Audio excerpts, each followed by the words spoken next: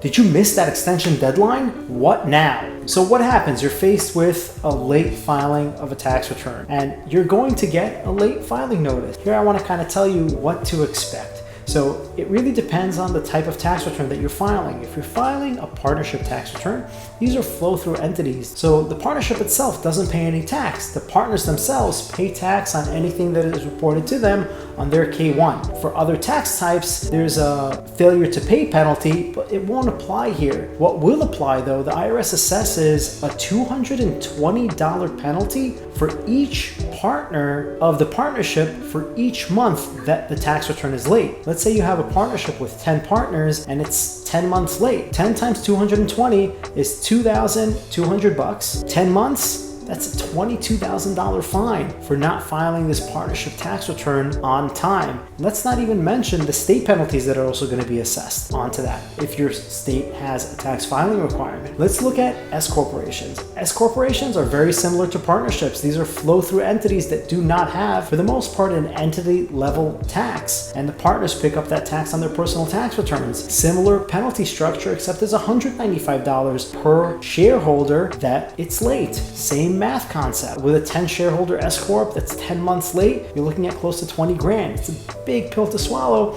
just for not filing on time. There are ways of getting around that. Let's go into C corporations. Let's say you're filing as a C corporation.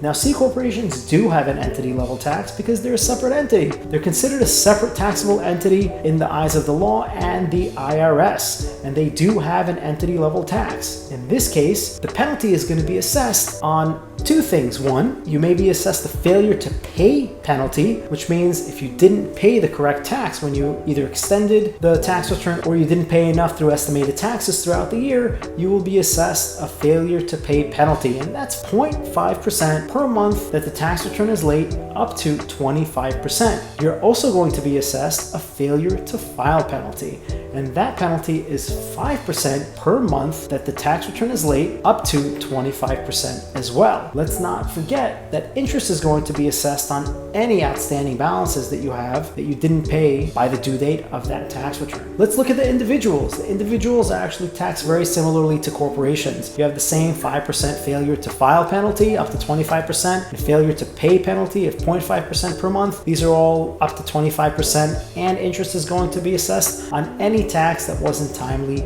submitted to the IRS. As I mentioned, there are ways of going around these penalties. The IRS can be reasonable. So if there was a reason why you didn't file the tax return, you can use that. You can call the IRS and say, listen, I have a reasonable cause for why this was late. Something happened to me, or I was in the hospital, or something happened to a family member. I had to take care of them. We just couldn't get the tax return in on time.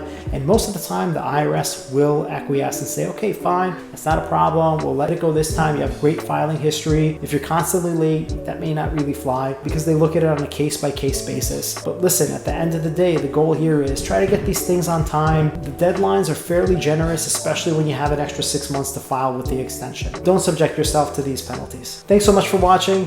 Like, follow, and share for more tax tips.